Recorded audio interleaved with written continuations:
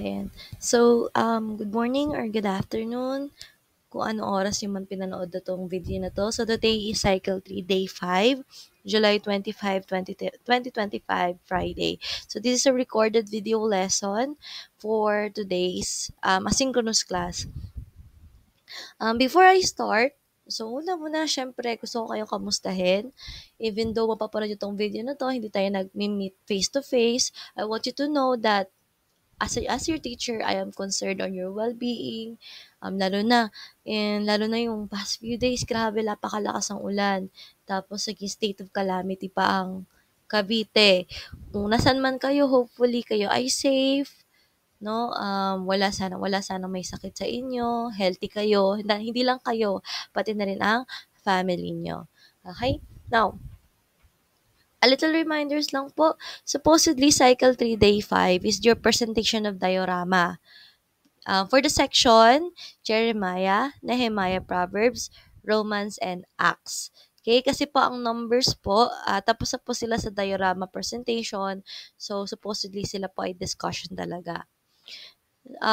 For those sections po na hindi pa nakapag-present ng diorama, i-move po natin ng presentation ng Cycle 4, Day 4. Okay, move po natin ang presentation of your diorama on Cycle 4, Day 4. So, that will be for the section Jeremiah, Nehemiah, Proverbs, Romans, and Acts. Hopefully, wala lang tayong suspension, no? Hindi sana siya online para ma-present nyo na yung diorama. Kasi hindi nyo siya pwede kasi i-present via online. Kasi kailangan magkakasama kayo as a group. So, ayan.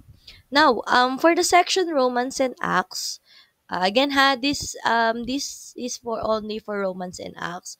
We will be having our online class on Cycle for Day 1. So, kung walang suspension, that will be on Tuesday. Bakit po tayo magkakaroon ng online class for Romans and Acts only?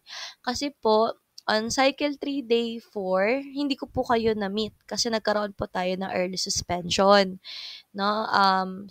Before lunch or before lunch, pinauwi na kayo. So, hindi tayo nagkaroon ng meet. So, compare sa other section, late na po kayo. No, kasi meron pa akong i-discuss sa inyong lesson 3, may diorama presentation pa kayo. Late na po kayo unlike po sa ibang section. So, para maihabol ko po kayo, gagamitin po natin, i-utilize po natin yung online class schedule natin. So, we will be having our online class on Cycle for Day 1. This is only for Romans and Acts. Now, for the rest sections naman po, wala kayong online class, pero meron po kasi kayong gagawin na performance task. So, pwede nyo na siyang simulan, which is I will be discussed at the end of the lesson. So, ayun lang naman muna ang reminders natin, no? Apologies, wala pong camera ang video na ito kasi nasira po yung camera ng laptop ko. Hindi ko alam kung ano nangyari. So, when I turn on the camera, ganyan yung lumalabas. So, ayan. Okay, so let us start.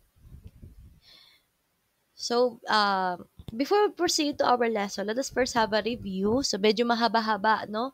Yung nagdaan na araw, mahaba ang naging suspension natin. Isang araw nga lang yung pinasukan natin, no? Then the rest, sobrang lakas na ng ulan, kaya nagkaroon tayo ng suspension talaga. Now, we will be having our review session. Ito po gagawin natin. The purpose of this review session is for me to know if you really watch the video. Kasi for sure, iba sa inyo, diretso na sa lesson, or iba sa inyo, titignan na lang yung PowerPoint, hindi pinapanood yung video. Now, for me to make sure na napanood nyo siya, so I want you to answer these questions and then ilalagay nyo po lahat ng sagot nyo in Word document or pwede nyo siyang isulat sa papel and then pipicturean nyo siya, ipapasa nyo po siya sa Google Classroom. Okay, ganun po gagawin natin ha para ma-make sure ko na napanood itong video na to. Meron pong questions na sasagutan for this review session. Lahat ng question, ilalagay ang sagot sa Word document, then ipapasa sa Google Classroom. Kung wala po kayong magagamit ng laptop para isulat ang sagot nyo via Word document, pwede nyo po siyang i-type sa phone, sa notes sa phone, screenshot, then pwede nyo siyang ipasa sa Google Classroom. Kung hindi kaya yung ganun, or sa tingin nyo hindi siya efficient, pwede nyo ilagay ang sagot nyo in your notebook, picturean, or scan and then submit it in the Google Classroom as image file. Ayan. So, yun yung pwede natin gawin para makapag-submit po tayo. Para ma-make sure ko lang na napanood itong video na ito. Okay? Now, review questions for the section Jeremiah, Nehemiah, and Proverbs. Ulitin ko, these are only the review questions intended for Jeremiah, Nehemiah, Proverbs. Yun lang po ha. Itong tatlong section na to, ito po yung question nila since tapos na po ako sa kanila for lesson 3. Okay, so these are your questions. First question for Jeremiah, Nehemiah, and Proverbs. What is the difference between folding and faulting? Question 1. What is the difference between folding, faulting? Next question number 2. Differentiate stress and plate tectonic boundaries. Differentiate stress and plate tectonic boundaries. Last question for Jeremiah, Nehemiah, and Proverbs. Explain the idea of seafloor spreading. Again, explain the idea of seafloor spreading. Ayan. So, those are the question for Jeremiah and Nehemiah Proverbs. Now, ito naman po yung review questions na kailangang sagutin ng section Romans, Acts, and Numbers. Again, these are the questions that needed to be answered by Romans, Acts, and Numbers. Question 1, explain how rock cycle works. Or explain nyo yung buong rock cycle sa akin. Pangalawa, or sa question number 2, differentiate the two rock formation processes. Again, question number 2, differentiate the two rock formation processes. Those two questions are intended for Romans, Acts, and Numbers. Yan. So, ayan.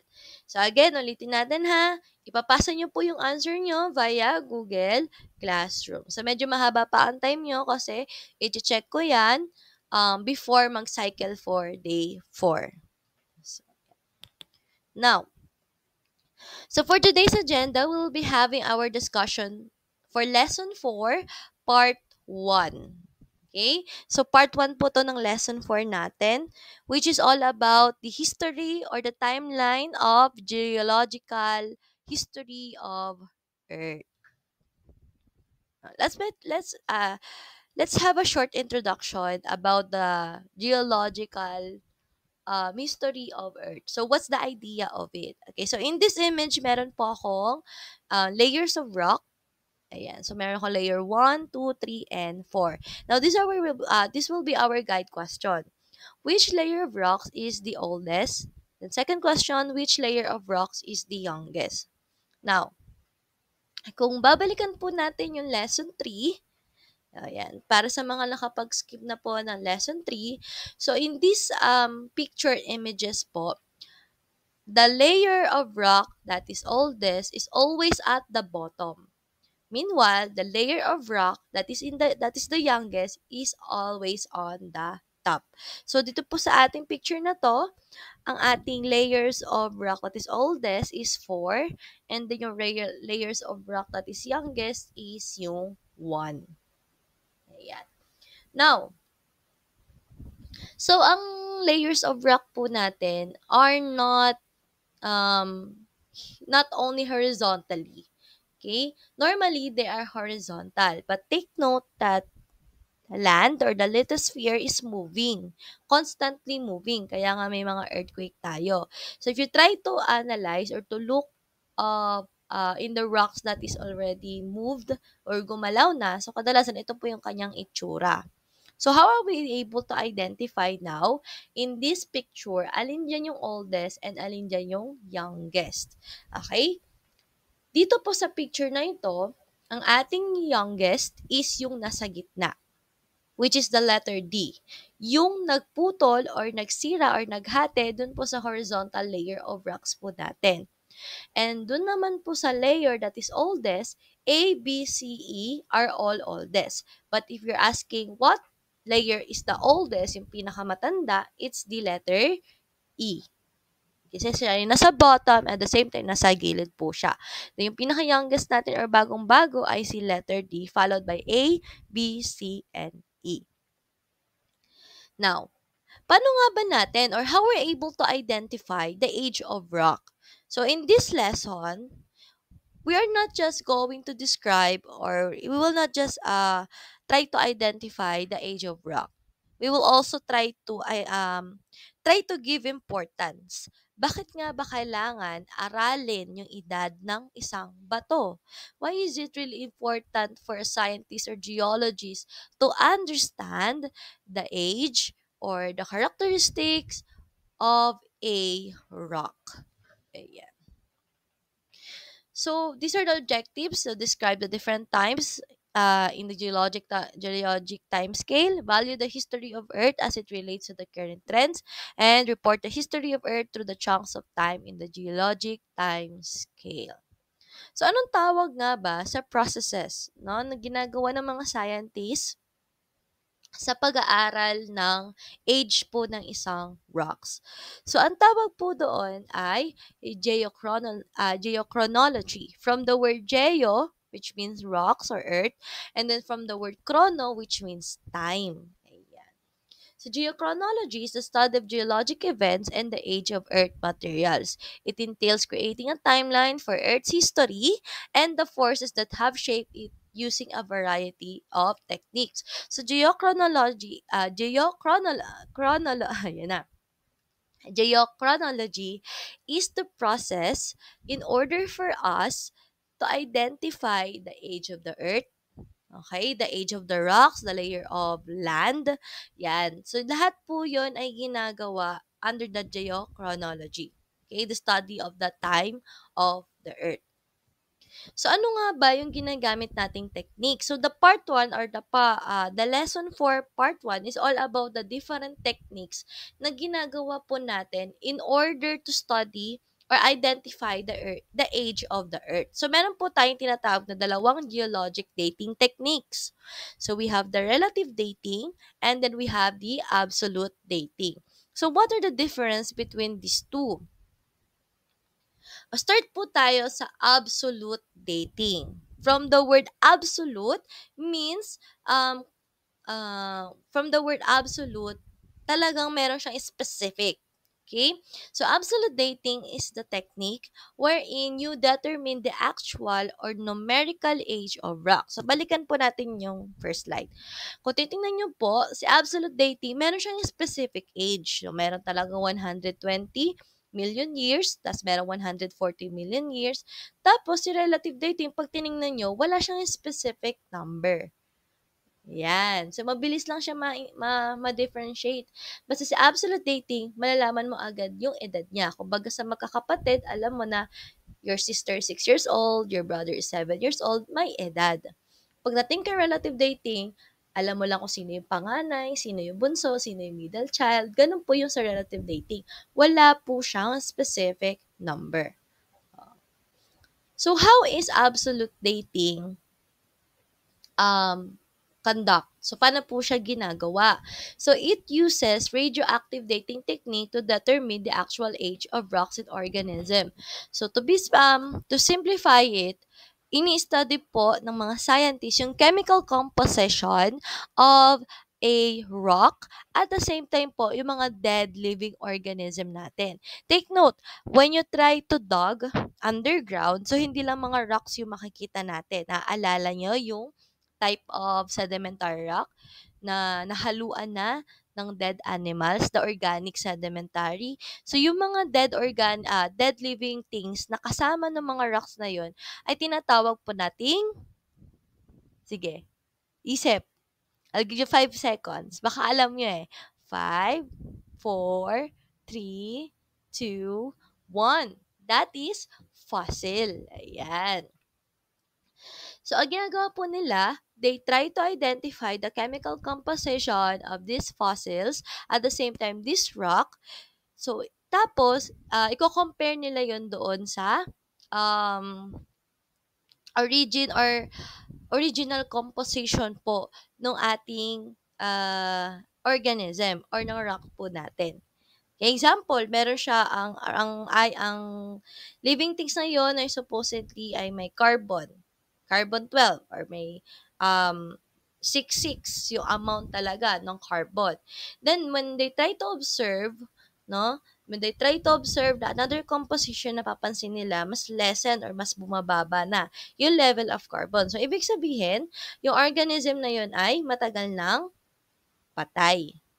Okay, kasi bumababa na yung level ng carbon. So, kung naaalala nyo po yung difference sa earth cycle natin, the nitrogen cycle, ayan. Kasama po yun dun sa ino-observe po ng mga scientists. Kapag masyado na pong mataas yung level ng nitrogen at mababa na po yung level ng carbon, doon nila namin measure na matagal nang patay yung organisms. Or, same with the rocks. Okay?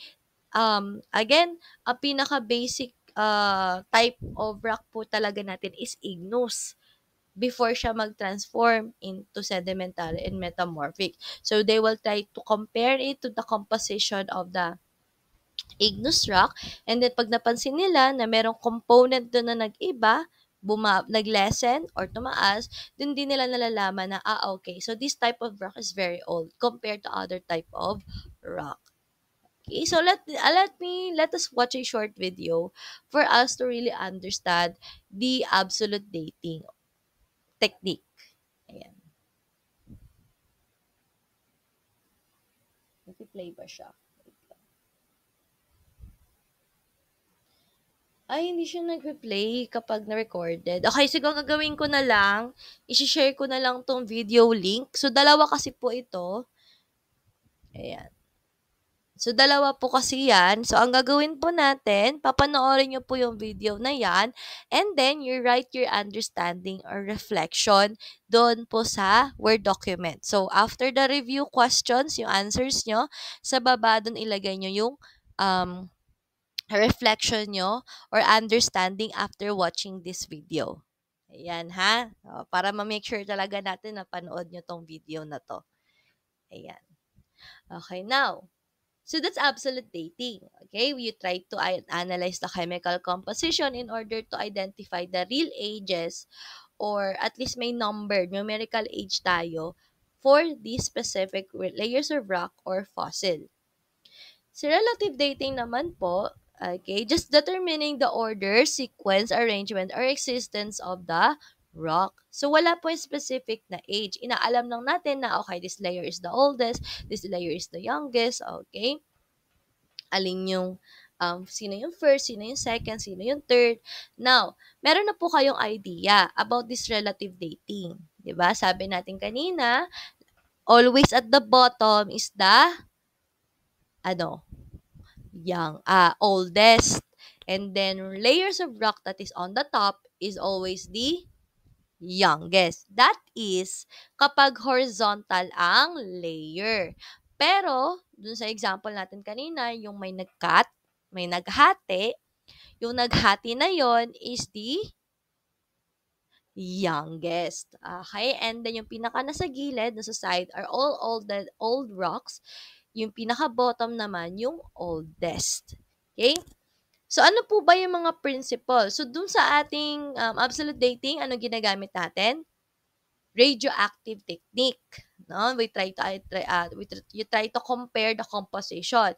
Sa relative dating naman po, meron po tayong iba't ibang principles na susundin or kailangan ma-understand in order for us to identify or to order the layers of the rock.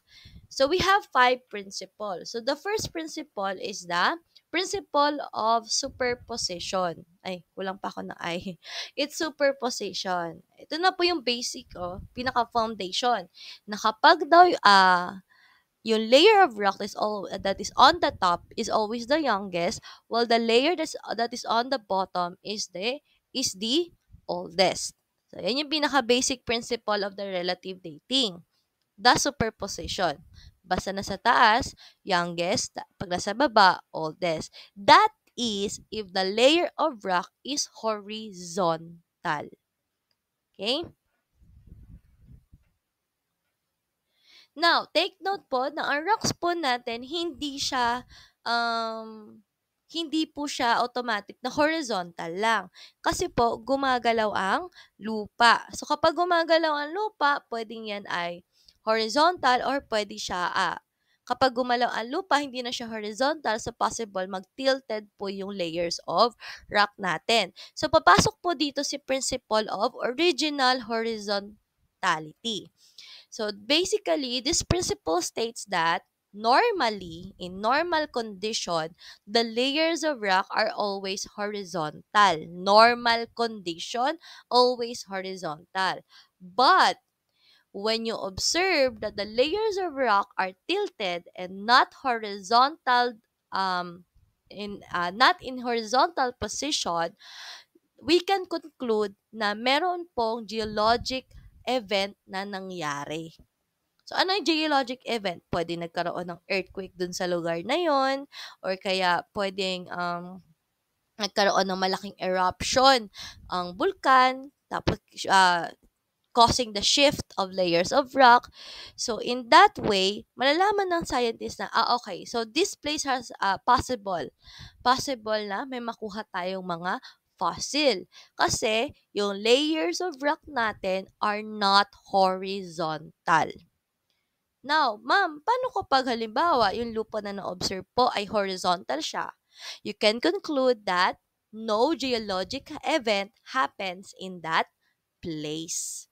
Okay? So, as long as walang disturbance, malinis siyang horizontal, wala pang earthquake na nangyari doon, hindi pa gumagalaw ang lupa, walang plate tectonic boundaries dun sa lugar na yon. Pero kung yan ay nagbago, okay, you can conclude na, merong nangyayari sa lugar na iyon. So, that's the second principle. Now, papasok naman tayo ngayon kay third principle. Yung meron pong nahati or also merong lupa na naghati po dun sa horizontal layer natin. So, ang tawag sa third principle natin is the crosscut relationship. Now, in the crosscut relationship, it states that yung lupa po na naghati dun sa horizontal layer is the youngest. Ma'am, how can you explain na this rock that cut the horizontal layer are the youngest? Babalikan po natin ngayon yung um, lesson 3. Okay, naalala nyo po ba yung nangyayari sa mid-ridge ocean? Kung saan umaangat ang umaangat ang magma, right? Umaangat yung magma dun sa crack na yon. At ang sabi natin, once na umangat yung magma sa crack na yon at nag-cools down, may mabubuong panibagong oceanic crust. Now, tinanong ko kayo last time, alin doon ang youngest? Yung bago nag-cool down na magma or yung nasa pagitan or yung dalawang layer na nandun na? Okay, sabi natin, yung youngest doon ay yung bagong magma na nag-cool down, creating a new oceanic crust. Now, in this scenario po kasi, possible po, okay, these are the possible, kung bakit meron po tayong cross-cut na lupa. Ito po ang reason. Possible po, continuously umaangat ang magma. Now, hindi na po sapat yung energy, okay, or hindi na sapat yung space para i-expand or iurong yung dalawang luma na lupa or yung old type of crust. Now, when that happens, mawawala na po tayo ng daanan or butas para makalabas yung magma para mag-cool down. So, ang mangyayari, all of the magma here at the center na supposedly ay dapat lalabas, possible dito silang nag-cool down sa gitna. Ayan. Kaya po siya yung youngest. Okay? So, this is the principle of crosscut relationship. So, youngest, older, and pinaka-oldest pa yung nasa baba. Next, fourth principle is the inclusion. Now, so tapos na tayo kanina no sa layers of rock. Ito naman by identifying the age of the rocks. Okay, kanina layers, this time yung rocks itself. So how can you identify which type or which part of this rock is the younger and the older? So according to this one, the older type of rock is yung fragment. Okay, naaalala niyo yung sa sedimentary, yung mayroong part na natatanggal because of weathering and erosion. Take note, weathering and erosion takes a time. Matagal siya bago siya matanggal. So, ibig sabihin po, ito pong mga bato or fragments na nakadikit po dun sa original, okay, is the older. Meanwhile, yung dinikitan ng mga fragments is the younger. Ayan. Okay? So, ulitin po natin. Older po yung mga fragments attached to another stone, which is the younger type of stone. Okay? Next, so tapos na tayo sa layers, identifying the relative dating technique for the layers and also for the rocks. Para naman kapag po sa fossil. Okay, the fifth principle of relative dating is the faunal succession. So basically, faunal succession is related or connected to the first principle. Okay, ano yung first principle natin? Superposition. Okay, ano nga uli sinasabi sa superposition?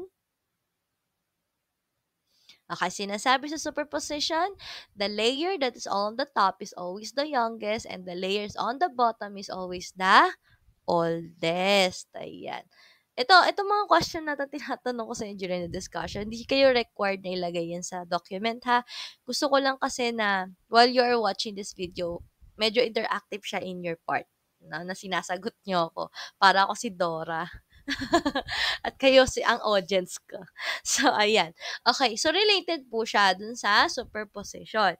Kasi dito po kay found ng succession, instead of layer of rock, ang tinutukoy naman po dito ay yung mga organisms na ano? Na buried underground. So, ibig sabihin, anong organism ang mas bata?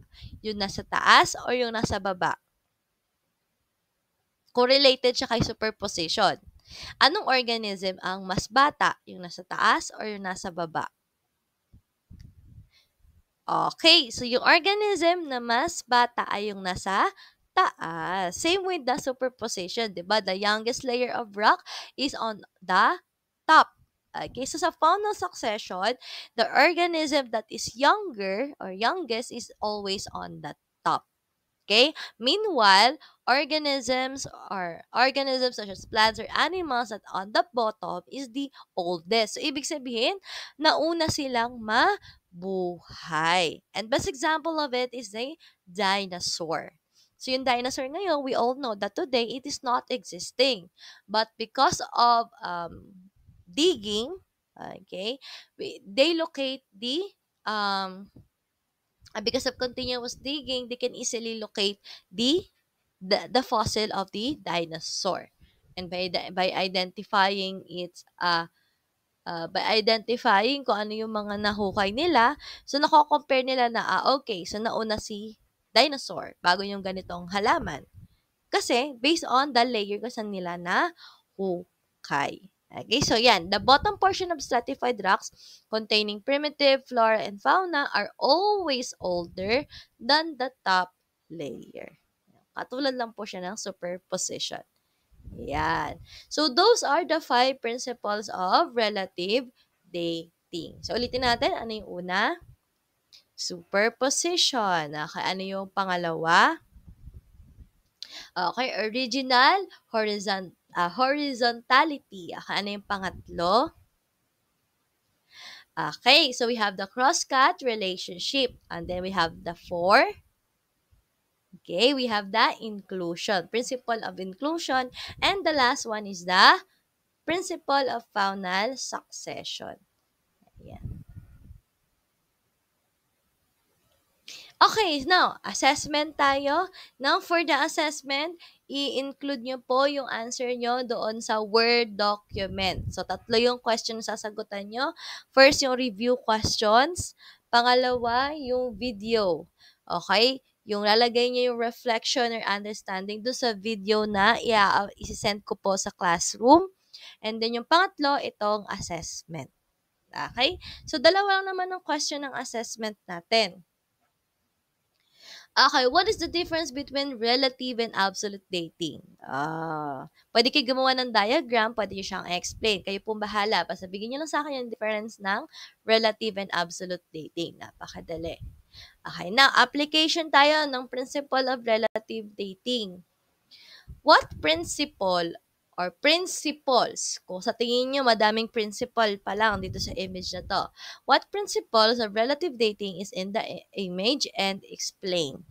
Okay, so hindi lang siya pwedeng isang principle. Kung sa tingin nyo, yan ay tatlong principle, ilagay nyo, and then explain nyo paano siya naging tatlong principle. Okay, so those are the questions for the assessment. I-include nyo po yun dun sa Word document. Now, what are the importance of geologic dating? Bakit nga ba mahalaga para sa atin alamin yung, or sa mga scientists, no, alamin yung edad ng bawat layers of rocks? Okay, there are three importance. First, history of Earth.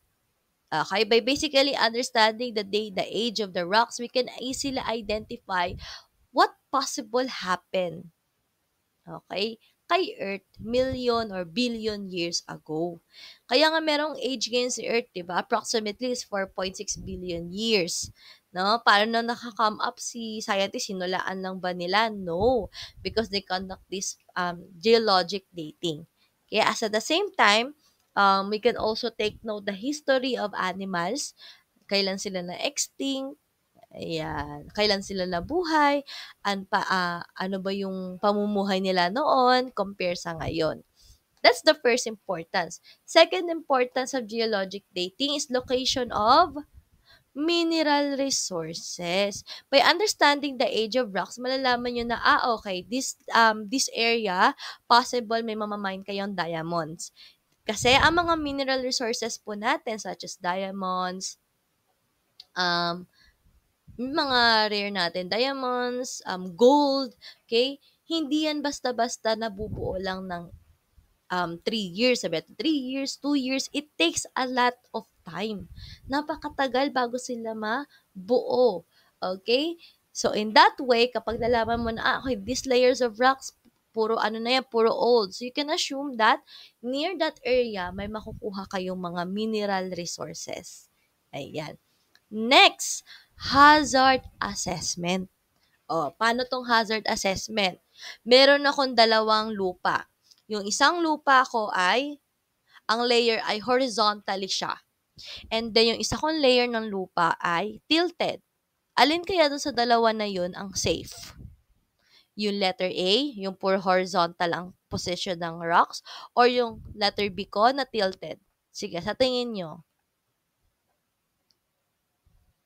Okay, the answer is yung letter A.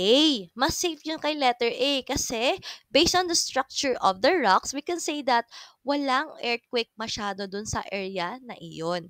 Okay? Walang masyado earthquake or movement ng lupa dun sa area na yon. That is why yung layers of rock remain horizontal. Compared dun sa area natin na yung lupa ay tilted na. Okay, that's hazard assessment. We can identify if the location or the site of land is prone to movements of plates or prone po sa earthquake. Okay, at the same time, by geologic dating, we can also understand the plate tectonic. So, anong boundary, ano kayang plate tectonic boundaries na kaya ang nangyayari sa isang lugar based on the layers created or formed. Ayan. So, those are the three importance of geologic dating. So, mostly, no, ang i-highlight talaga natin dito is yung location of mineral resources tsaka yung hazard assessment. Lalo na yung iba sa inyo, ang course ay UMS, TVLICT, Performing Arts, no? Parang iisipin nyo, why is it for me important to understand the history of Earth? Pero ito, i-highlight natin yung hazard assessment Kasi balang araw kukuha kayo ng mga sarili niyong bahay, sarili niyong mga lupa, ayan. So, kailangan niyong mag-undergo with this one. And then, yung location of mineral resources. Malay nyo yung bahay nyo. No, sa ilalim pala niyan, meron ng mga mineral resources, hindi nyo lang alam. Bakit? Di ba? We never know, okay? We never know. So, that's one of the importance of this geologic dating. At bakit natin siya inaaral? Okay? Now, so do you have any questions? So, hindi nyo naman matatanong agad yan sa akin. So, if you have any questions, do not hesitate po to comment in the Google Classroom.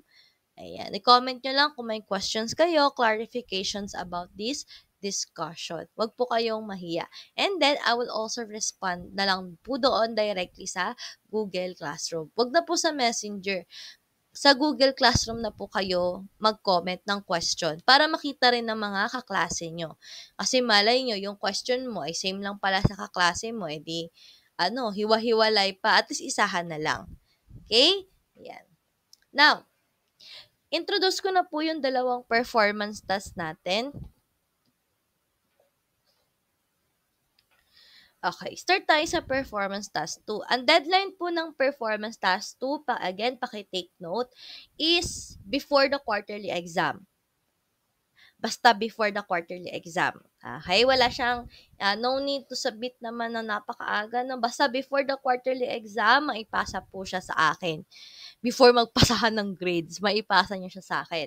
Kasi po, ang performance task 2 po natin ay gagawa po kayo ng educational short form video. This performance task 2 is related sa lesson 3 at the same time related po sa lesson 5. So, bibigay ko na lang po itong maaga tong performance task 2 na to para masimulan nyo na siya. Okay? Kasi para makagawa ko, kailangan nyo gumawa ng script. Ayan, makagawa na po kayo. So, ano pong gagawin natin for the educational short form video? So, okay, I already divided you into groups. Ipopost ko na lang po tong worksheet na to. So, the group will create a short form video showing precautionary measures during an earthquake. So, lahat po kayo ay group na po. Some of the class is 7 groups, some of the class ay 5 groups. So, lahat po ng grupo, iba-iba po ang inyong scenario. So, pag pinanood ko po ang video, iba-iba ang content.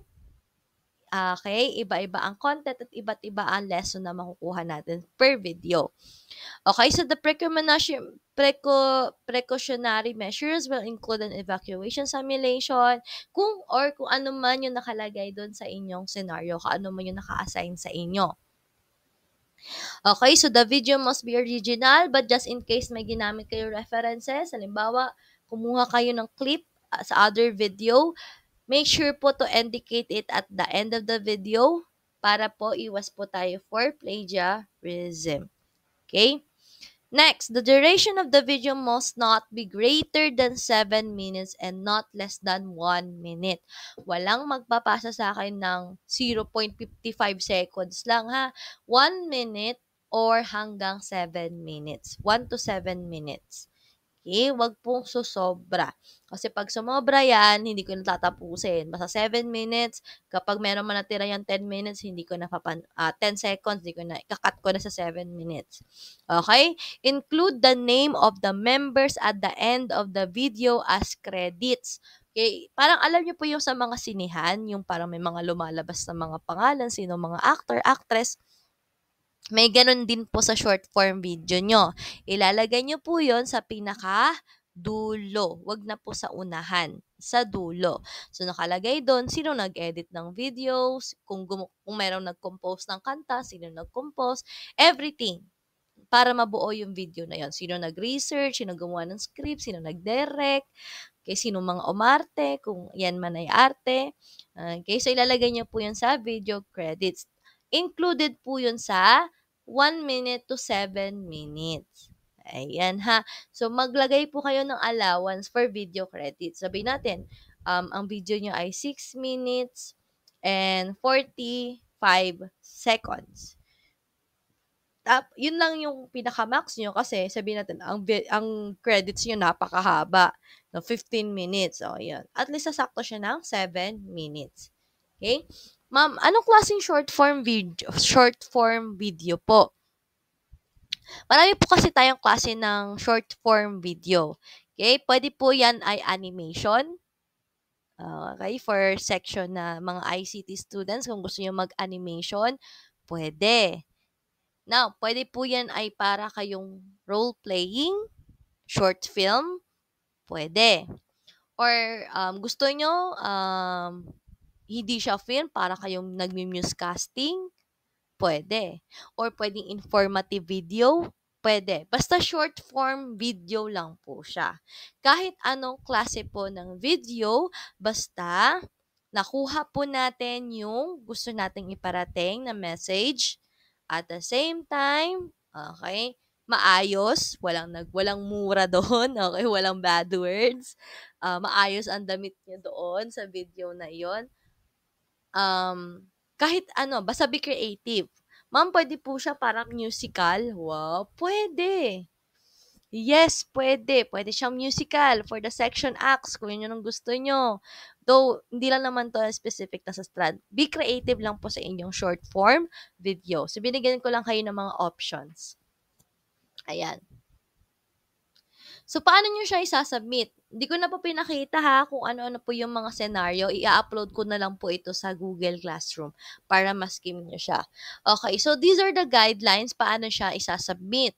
So, yung video na yan ay isi-share nyo sa Facebook. Ayan ha, kaya kailangan maayos. Kasi po, informative siya. Ang goal kasi natin, ma-share natin, ma-spread yung awareness no, sa ibang tao. So, share nyo siya sa Facebook or TikTok or YouTube. Kayo pong bahala. Kung gusto nyo sa Facebook, kasi mas madaling i-upload. Kung sa TikTok, kung okay lang naman, di naman sobrang haba.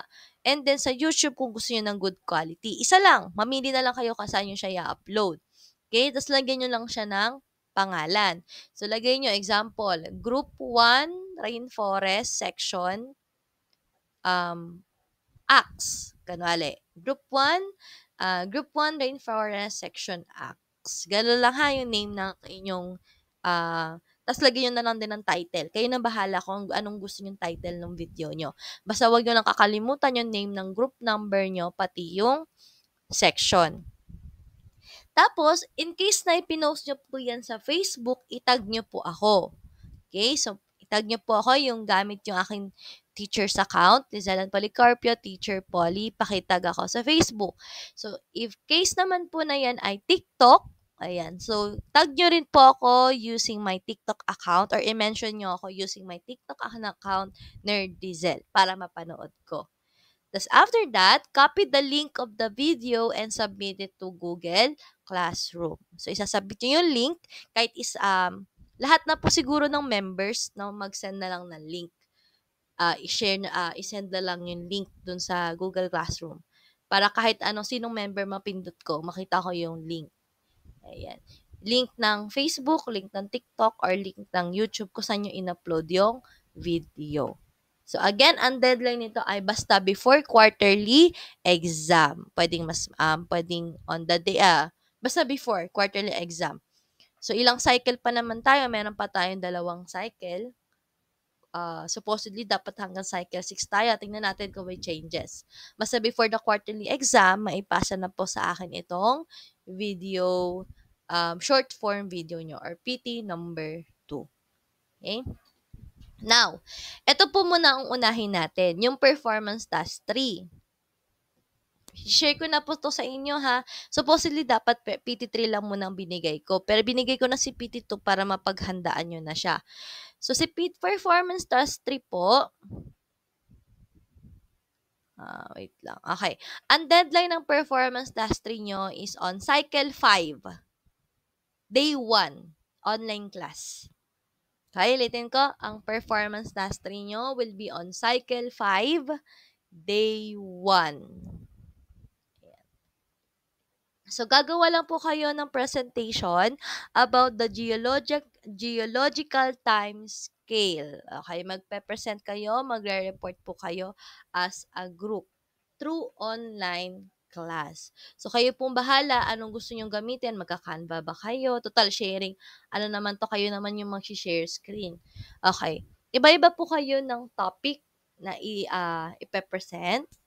Okay, so for the group 1, Aeon, so ito po yung kailangang i-highlight nyo, Hadean, Archean, Proterozoic, Phanerozoic. For the group Savannah, magkakarugtong po yan ha.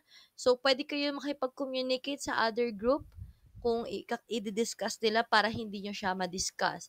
Kasi ang group 1 rainforest, karugtong ng Phanerozoic itong si Paleozoic era.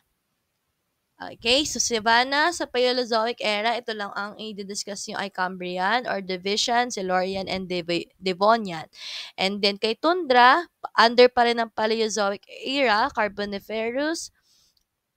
So may dalawa yan, Mississippian and Pennsylvania, and the Permian period.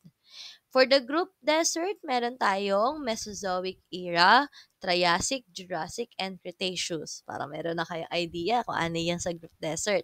For the group mangrove, you have Cenozoic era, so Paleogene period, so Paleocene, Eocene, and Oligocene epoch.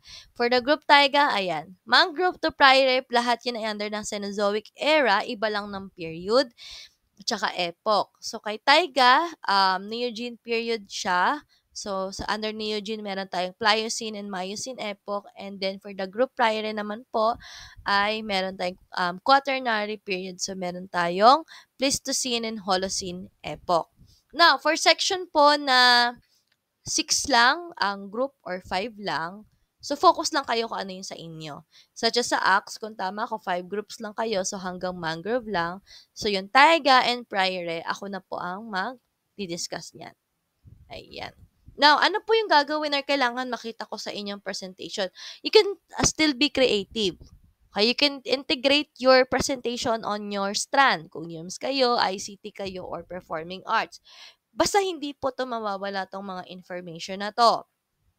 Una, important event that occurred in each space or stages.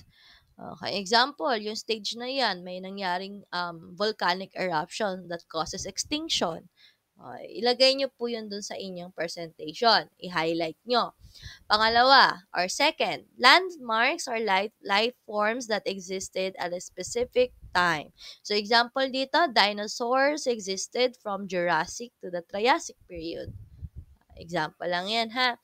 And then, third information, date or year. So, example, yung Hadean Aeon natin existed between 4 billion and 4.6 billion years ago. So, kailangan makita ko yung tatlong information na yon sa kung ano yung naka-assign sa inyo. May rubrics naman po tayo, so pwede nyo gamitin yung rubrics as basis kung paano ko kayo gagradean. Third, so at the end of presentation, there must be set of 7 questions to be asked to the class. So, engaging po tayo ang inyong presentation. So, after nyo mag-present, magtatanong po tayo ng 7 questions. Pwedeng kayo yung magtawag randomly, no? Magtawag kayo randomly sa klase. Kapag hindi nakasagot yung member na yun, syempre may penalty. Sabihin hindi nakikinig. So, kailangan during the presentation lahat po nakikinig. Kasi part po to ng magiging exam nyo. So, kung may clarification tayo, i-release natin yan during the presentation. So, each group or presenter will be given a maximum presentation time of 10 minutes. Yan, maximum of 10 minutes. Now, ma'am, just in case lang, no, na sa day 1, cycle 5 day 1, ayun, lobat na ako. Just in case lang sa cycle 5 day 1, hindi natapos yung presentation. Makukontinue yung presentation ng cycle 5 day 2. So, i-utilize po natin yung online classes natin on cycle 5. Okay? The presentation will be evaluated based on content, organization, presentation, and clarity of ideas. Ayan. Okay, so I will be uploading this performance task worksheet. Ang unahin nyo po, ulitin ko, ang uunahin nyo muna ang asikasuhin ay yung PT3. Kasi ang deadline, may specific tayo ng deadline which is cycle 5. Si PT2, pwede nyo na siyang unti-untiin. Basta before quarterly exam, maipasa po siya sa akin. So, if you have any questions regarding sa performance task, do not hesitate to message me via messenger or sa ating group chat.